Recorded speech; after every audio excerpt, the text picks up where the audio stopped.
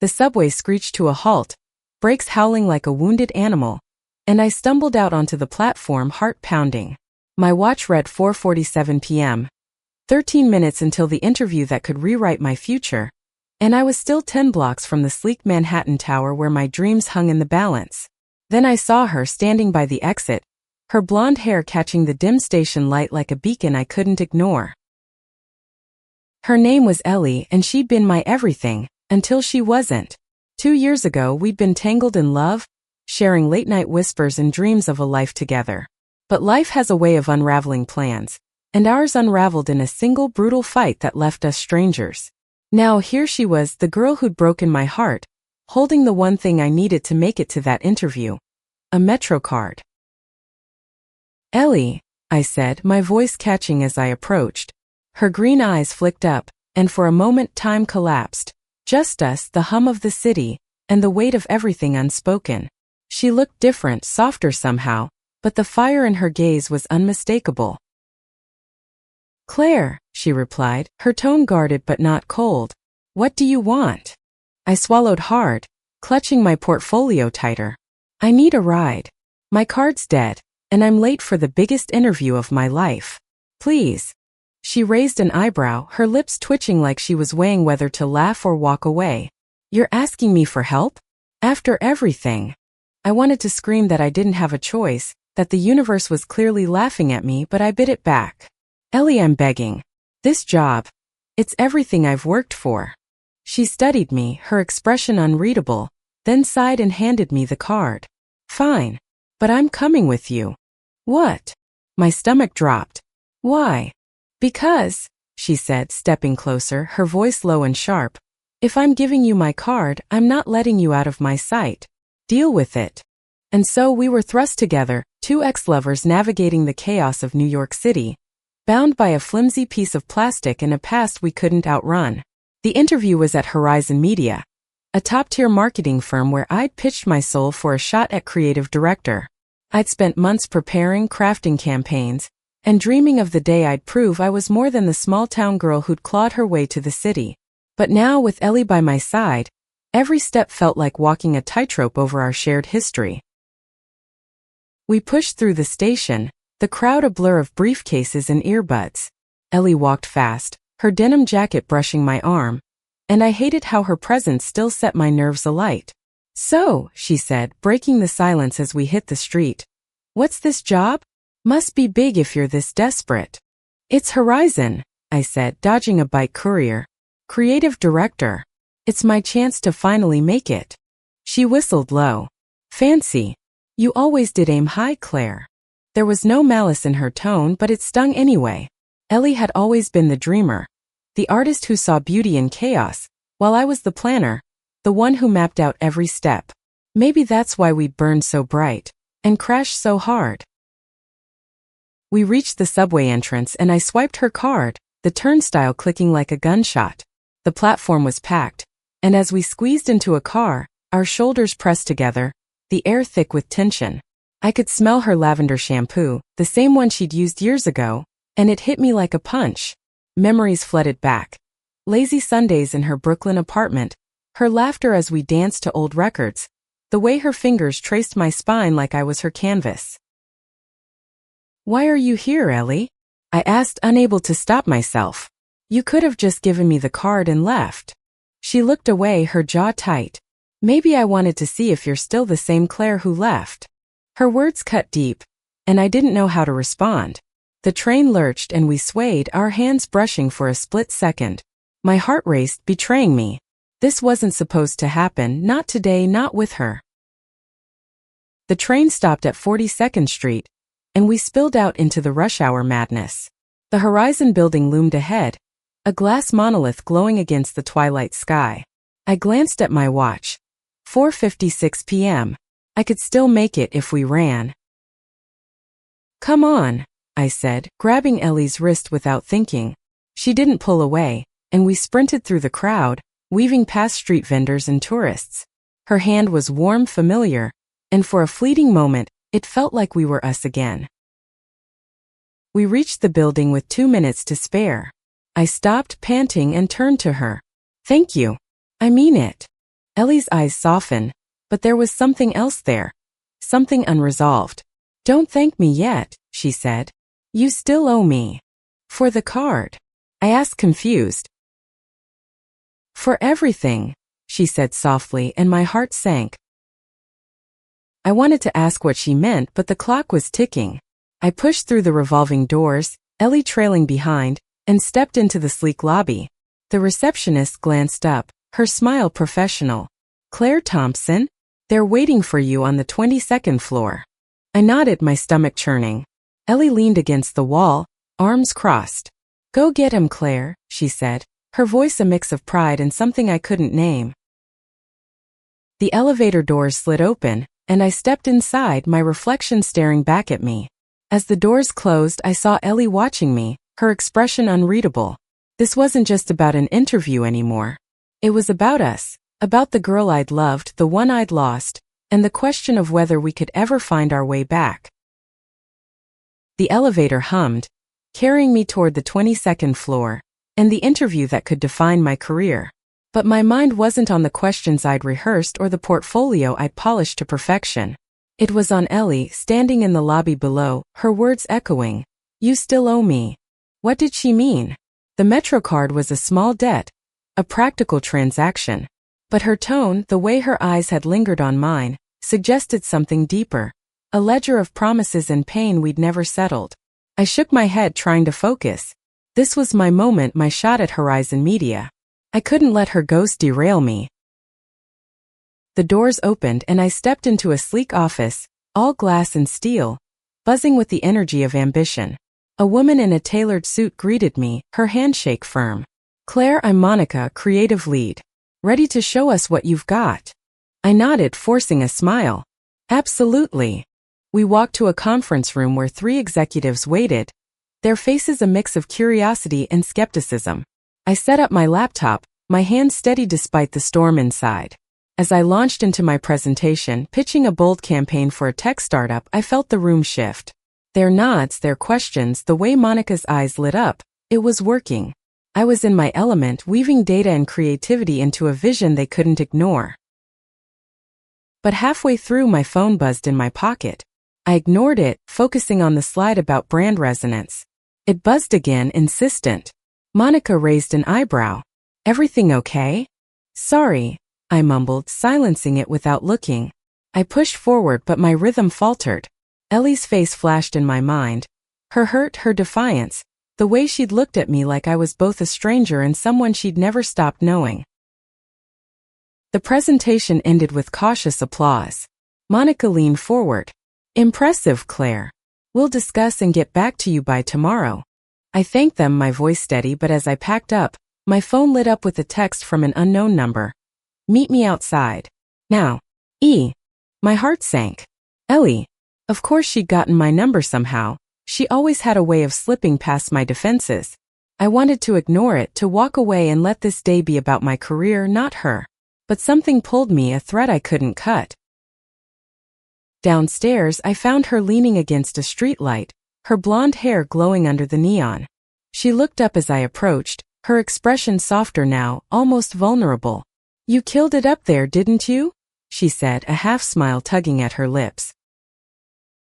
"I don't know," I admitted. "Maybe. Why are you still here?" She shrugged, but her eyes betrayed her. I didn't want to leave without saying goodbye. Properly this time. The words hit like a freight train. Our last goodbye had been a screaming match in her apartment, accusations flying like shrapnel. I'd walked out, vowing never to look back. Yet here we were, 2 years later, standing in the shadow of my future. "Ellie, I can't do this right now," I said, my voice shaking. "This job, it's everything I've been working for. I need to focus." "I know," she said, stepping closer. "But you can't run from us forever, Claire. We never finished." "There's nothing to finish," I snapped, but my chest ached. "You made your choice. You pushed me away." Her eyes flashed with hurt. "And you left. You didn't fight for us either." The accusation stung because it was true. I'd been so consumed with building my career, proving myself, that I'd let her slip away. But standing here with the city pulsing around us, I felt the weight of what we'd lost. Not just love but the possibility of something real. "Come with me," she said suddenly, grabbing my hand. "Just for an hour. There's a place we need to go." I should have said no. I should have walked away, caught a cab, and gone home to wait for Monica's call. But her touch, warm and insistent, unraveled my resolve. "Where?" I asked, wary. "You'll see," she said, pulling me toward a cab. "Trust me. Just this once." We slid into the back seat, the driver barely glancing at us. Ellie gave him an address in Brooklyn, and my stomach twisted. I knew that address, her old apartment, the one we'd shared for 6 months before it all fell apart. "Ellie, no," I said, my voice low. "I'm not going back there." "It's not what you think," she said, her eyes pleading. "Please." The cab pulled away and I sat in silence, the city blurring past. Ellie's hand rested on the seat between us, inches from mine. I wanted to hate her, to blame her for everything, but the truth was Messier. We'd both broken something precious, and now, against all logic, I was letting her pull me back into our past. The cab stopped in front of her building, a familiar brownstone with chipped paint and a creaky stoop. She paid the driver and turned to me. "Come on," she said softly. "There's something you need to see." I followed her up the stairs, my heart pounding. The hallway smelled the same. Dust and old wood, and when she unlocked her door I braced myself.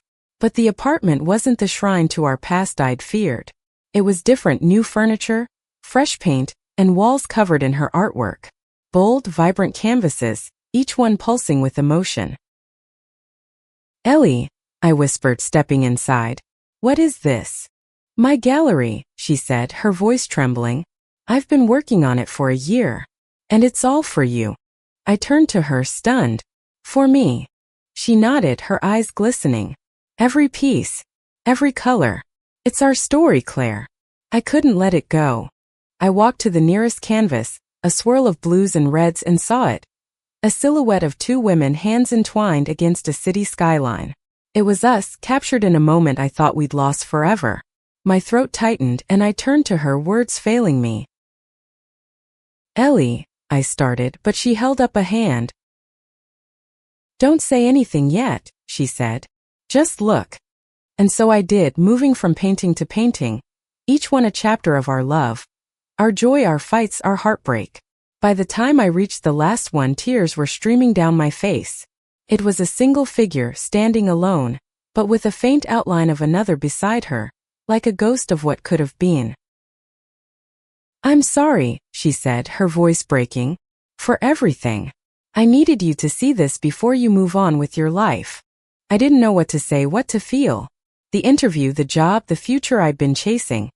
It all felt distant now, overshadowed by the woman in front of me and the love we'd almost buried. The air in Ellie's apartment was thick with the scent of paint and memory. I stood frozen, surrounded by her canvases, each one a mirror reflecting our past. My fingers brushed the edge of a painting, a stormy abstract of 2 figures reaching for each other through a haze of gray, and I felt my resolve crumbling. "Ellie," I said, my voice barely above a whisper, "why now? Why show me this after 2 years?" She leaned against the wall, her arms crossed like a shield. "Because I was afraid," she admitted. "After you left, I thought I could move on, paint over the pain. But every time I picked up a brush, it was you. Always you." Her words hit me like a tidal wave. I wanted to be angry, to demand why she hadn't fought for us back then, but the vulnerability in her eyes stopped me. She'd always been the brave one, the one who wore her heart on her sleeve while I hid behind plans and ambition. Now she was laying it all bare, and I didn't know how to meet her halfway.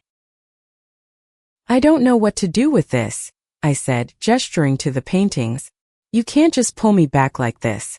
I have a life, Ellie. That interview today. It's my chance to finally be someone." Her face fell, but she nodded. "I know. And I'm not asking you to give that up. I just needed you to see who we were. Who we could have been."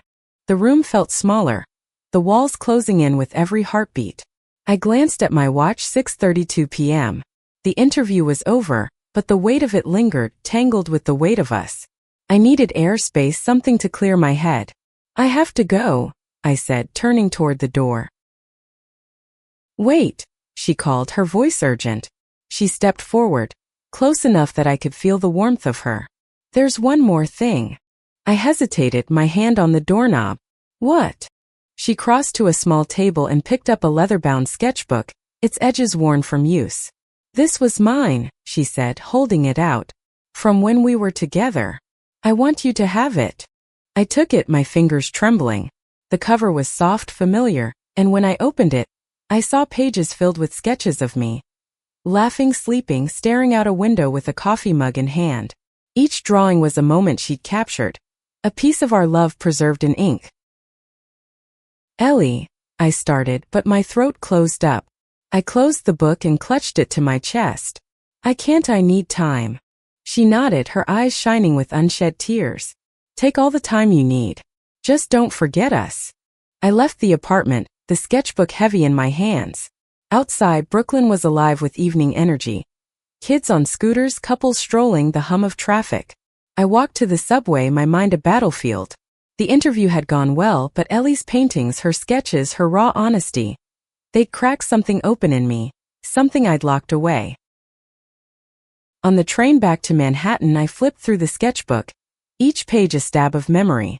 There was one of us on the Coney Island boardwalk, my head on her shoulder, the Ferris wheel glowing behind us. Another showed me at her easel, trying to paint and laughing at my own failure. The final page was blank except for a single line in her handwriting. I'll always love you, Claire. I closed the book, tears blurring my vision. The train rattled on and I let myself feel it, the ache, the longing, the regret. I'd spent 2 years building a life without her, convincing myself I was better off. But now, with her art in my hands and her words in my heart, I wasn't so sure. Back at my tiny apartment in Hell's Kitchen, I dropped my portfolio on the counter and sank onto the couch. My phone buzzed, another text from Ellie. I'm sorry if I made things harder. I just needed you to know.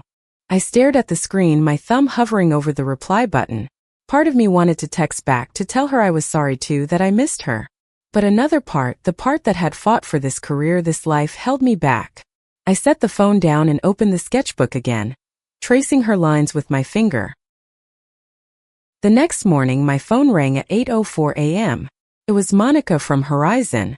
Claire, she said, her voice warm. We were blown away yesterday. We'd like to offer you the creative director position, effective next month. Can you come in to discuss details? I should have been ecstatic, but my heart was heavy. Thank you, I said, my voice steady. I'll be there. I hung up, staring at the sketchbook on my coffee table. The job was mine, the dream I'd chased for years. But Ellie's words, her art, her love, they were a dream I hadn't dared to revisit. I needed to see her again to understand what this meant for us. I grabbed my coat and headed for Brooklyn, the sketchbook tucked under my arm. The city blurred past. Taxis, coffee carts, the pulse of life, but all I could think about was her. When I reached her building, I hesitated, my hand hovering over the buzzer. What was I doing? Was I here to reclaim what we'd lost, or to finally let it go? I pressed the buzzer, my heart in my throat. The door clicked open, and there she was, standing in the hallway, her eyes wide with surprise. Claire, she said, her voice soft. You came back. I had to, I said, holding up the sketchbook. We're not done. She stepped aside, letting me in, and as the door closed behind us, I felt the weight of the past and the possibility of the future colliding. We stood in silence, the air charged with everything we hadn't said. Then she reached for my hand and I didn't pull away. Tell me what you want, she said, her voice trembling. Because I'm all in, Claire. I always have been. I looked into her eyes, seeing the girl I'd loved, the one I'd hurt, the one who'd never stopped fighting for us. And in that moment I knew I wasn't ready to let her go again. Ellie's hand was warm in mine, grounding me in a way I hadn't felt in years. Her apartment, alive with the colors of her paintings, felt like a sanctuary and a battlefield all at once. I wanted to speak, to spill everything, my fear, my longing, the way her sketchbook had unraveled me, but the words caught in my throat. Claire, she said, her voice steady despite the tremble in her fingers. Say something, please. I set the sketchbook on her table, my hands shaking. I got the job. I said finally, the words feeling hollow. Creative director. It's everything I wanted. Her face lit up, a genuine smile breaking through. That's incredible. I knew you'd do it. But it doesn't feel like enough, I admitted, my voice cracking. Not after seeing all this. I gestured to the paintings, to the sketchbook, to the pieces of us she'd kept alive. You've been carrying us this whole time, and I walked away. She stepped closer, her eyes searching mine. You didn't walk away, Claire. You were chasing your dream. I get it. I just wish I'd been part of it. Her words hit hard, exposing the truth I'd buried. I'd chosen ambition over love, convinced I could only have one. But standing here with her so close, I saw the lie I'd told myself. I was scared, I said. Of us. Of how much I loved you. It felt too big, like it would swallow me whole. Ellie's breath hitched and she reached out, brushing a strand of hair from my face. It was big, she said softly. But it was ours. The air between us crackled, heavy with possibility. I wanted to kiss her, to close the distance and erase the years apart, but fear held me back. What if we crashed again? What if love wasn't enough? Let's go somewhere, she said suddenly, grabbing her jacket. Somewhere we can talk, really talk? Where? I asked, my heart racing. The pier, she said. Like we used to. The Brooklyn Pier. Our old haunt where we'd spent countless nights watching the city skyline, dreaming of futures we thought we'd share. I nodded, unable to say no. We left the apartment, the sketchbook still on her table, and walked through the chilly morning air. The streets were quieter now, the city waking slowly, and with every step, I felt the past creeping closer. At the pier, the East River shimmered under the morning sun, Manhattan's towers glinting like a promise. We sat on a bench, the same one we'd claimed years ago, and for a moment it was like no time had passed. Remember the night we stayed here until dawn? Ellie asked, her voice wistful. I smiled, the memory sharp. You tried to teach me how to draw the skyline. I was terrible. You weren't terrible, she laughed. You were just impatient. We fell silent, the weight of our history settling around us. I stared at the water, searching for words. Ellie, I don't know how to do this. The job it's too much. She turned to me, her eyes fierce. Then don't do it alone. Let me in, Claire. We were good together. We could be again. Her words were a lifeline, but they terrified me.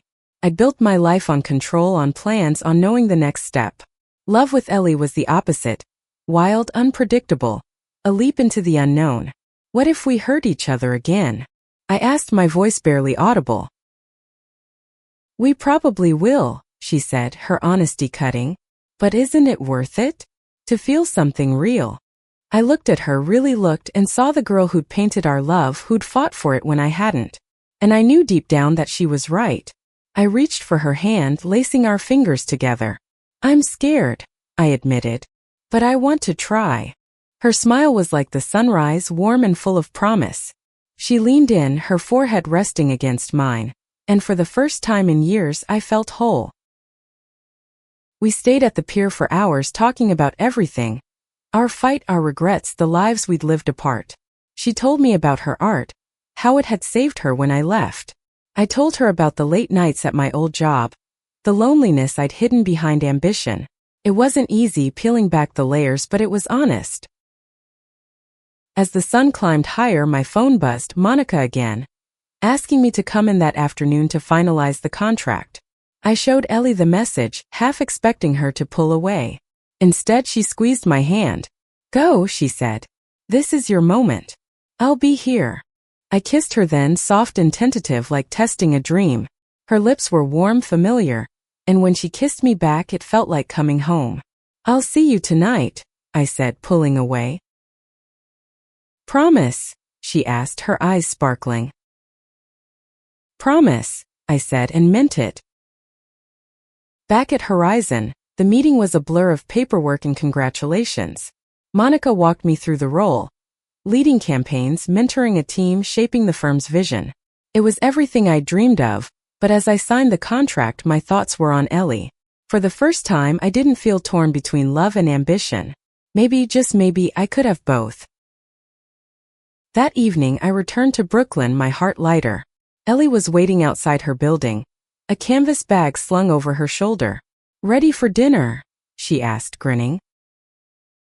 "Only if you're cooking," I teased, falling into step beside her.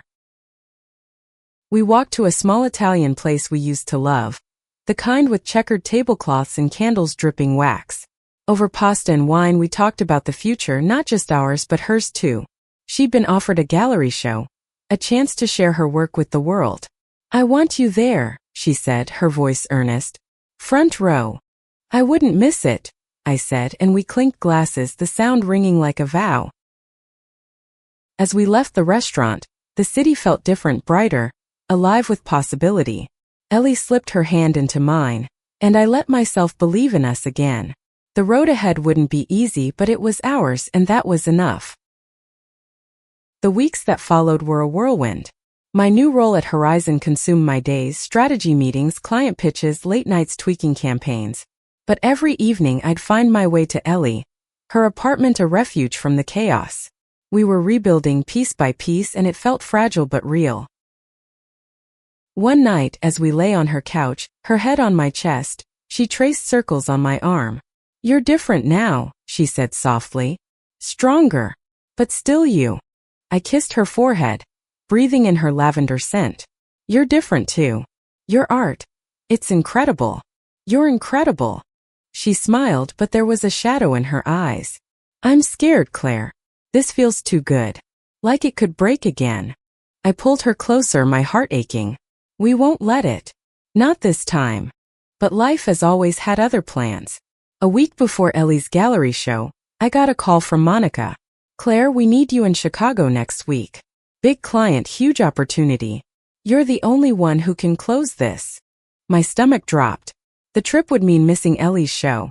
The one she'd poured her heart into, the one she'd asked me to be at. "Can it wait?" I asked, already knowing the answer. Monica's tone was firm. "This is the job, Claire. You're in or you're out." I hung up, my mind racing. Ellie was in her studio painting when I told her. Her brush froze mid-stroke and she turned to me, her face unreadable. "You're going," she said, not a question. "I don't want to," I said, stepping closer. "But this client, it could make or break my career." She nodded, her jaw tight. "I get it. Duty calls." "Ellie," I said, reaching for her, but she stepped back, her eyes glistening. "It's fine," she said too quickly. "Go. I'll be okay." But she wasn't okay, and neither was I. The air between us grew heavy, the old wounds creeping back. I left for Chicago, my heart split in two. The client meeting was a success. Handshakes, contracts, promises of more work. But every moment I thought of Ellie, alone at her show, surrounded by her art and my absence. I called her from my hotel room, my voice shaking. "How was it?" "It was good," she said, her tone flat. "People loved the paintings.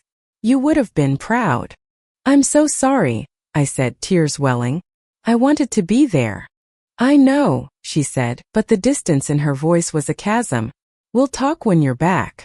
The flight home was torture, my mind replaying every mistake I'd made with her. When I reached her apartment, she was sitting on the stoop, a cigarette between her fingers, a habit she'd quit years ago. "Ellie," I said, dropping my bag. "I'm here."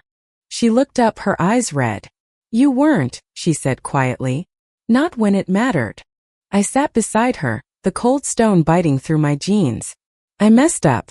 I thought I could balance everything, but I was wrong. I need you, Ellie. More than the job, more than anything." She exhaled smoke, her gaze distant. "You say that now. But what happens next time? When the next big thing comes up?" "I'll choose you," I said, my voice fierce. "I'm choosing you now." She stubbed out the cigarette, her hands trembling. "I want to believe you, Claire. But I'm tired of being second." Her words cut deeper than I expected, and I realized how much I'd taken her for granted. I reached for her hand, and this time she didn't pull away. "Let me prove it," I said. "Give me a chance to show you I'm all in." She looked at me, her eyes searching, and finally nodded. "Okay. But it's not just words, Claire. It's actions." We went inside, and she showed me photos from the gallery show. her paintings glowing under soft lights, strangers admiring our story on canvas. They asked about you, she said. I told them you were the heart of it all. I pulled her into my arms, holding her tight. I'm here now, I whispered. And I'm not going anywhere. The next day I called Monica and set boundaries. Fewer trips, more flexibility. She wasn't thrilled, but I was firm. My career mattered, but Ellie mattered more. We spent the weekend together, cooking, laughing, rediscovering the rhythm we'd lost. It wasn't perfect, but it was ours. As we walked through Central Park, her hand in mine, I felt a peace I hadn't known in years. The city was loud, chaotic, but with Ellie beside me it felt like home. We stopped by the Bethesda fountain, the water sparkling in the sunlight, and she leaned her head on my shoulder. I love you, she said, her voice soft but sure. I love you too, I said, and for the first time I believed we could make it. The months that followed were a delicate dance. My role at Horizon was demanding, but I carved out time for Ellie, prioritizing her in ways I hadn't before. She was busy too, her gallery show sparking interest from local art scenes, her name starting to carry weight. We were building something new, not just rekindling the past, and it felt like a second chance we both wanted to protect. One evening as we sat in her apartment sketching together, her teaching me pretending I wasn't hopeless, she brought up the future. Where do you see us in a year? She asked, her pencil pausing over the paper. I looked at her, the soft glow of the lamp catching her blonde hair. Together, I said. Maybe living in the same place again. Supporting each other's dreams. She smiled, but there was a flicker of doubt in her eyes. You mean it? No more choosing work over us. I mean it, I said, setting my sketchpad aside. I've learned my lesson. But lessons I found were never fully learned. A few weeks later, Horizon landed a major account, a global campaign that could put me on the map. Monica called me into her office, her eyes gleaming. Claire, this is your moment. Lead this and you're looking at a promotion, maybe even a corner office.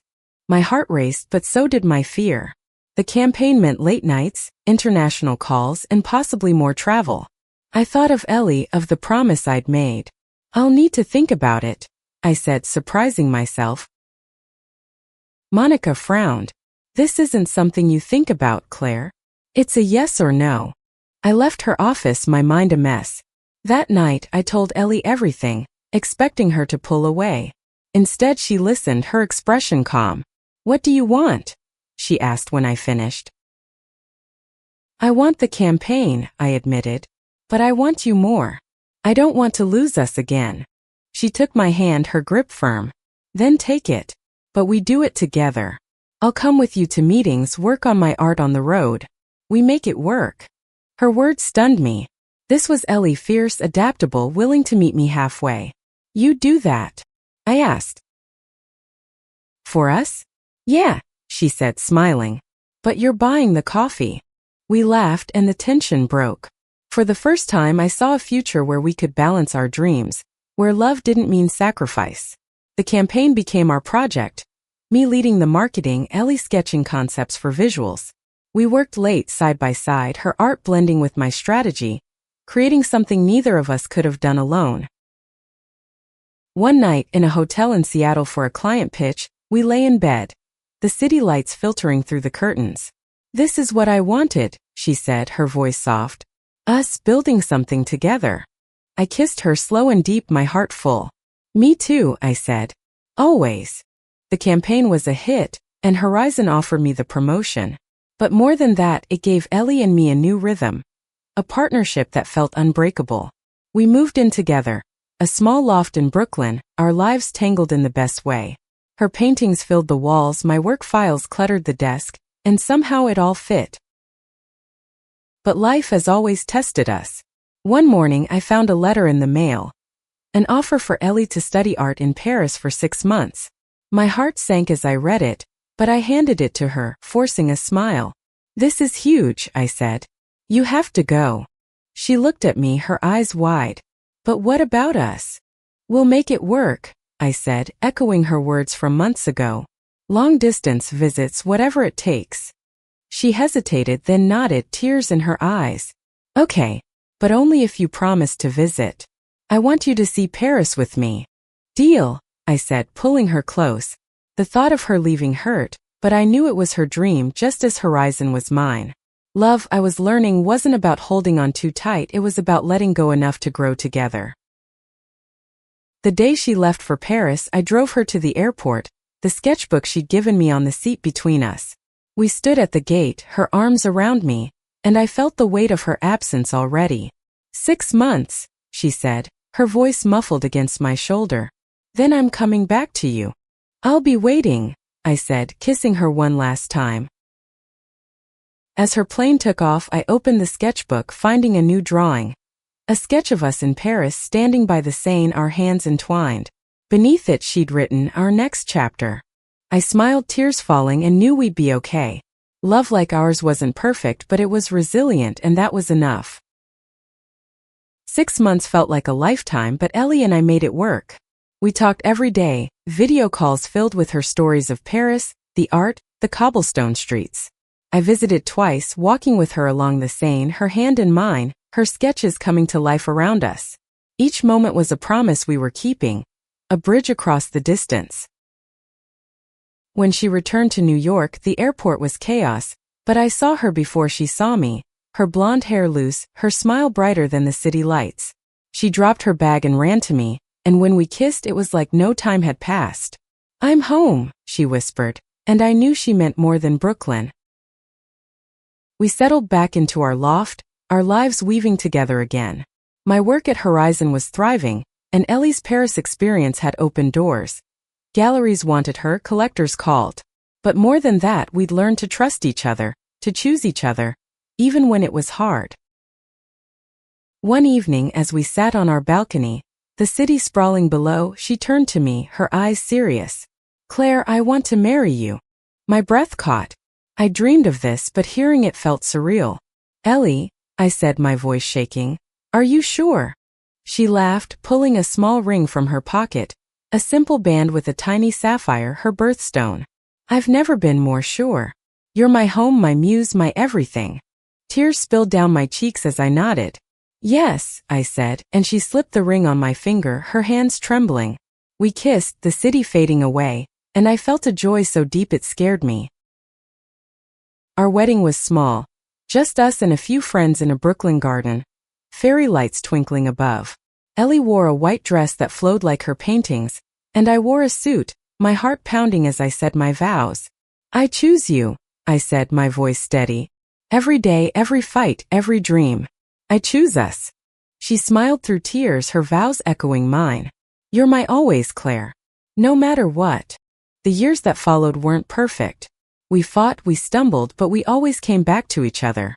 My career grew, Ellie's art flourished, and together we built a life that was messy, beautiful, and ours. The Metro card that started it all sat framed on our wall, a reminder of the day fate pulled us back together. Looking back, that frantic run to the interview changed more than my career. It forced me to face the girl who'd been my heart, to confront the love I'd almost lost. Ellie and I weren't just a story on canvas or a sketch in a book. We were real, flawed, and fiercely in love. And in the end, that was the greatest victory of all.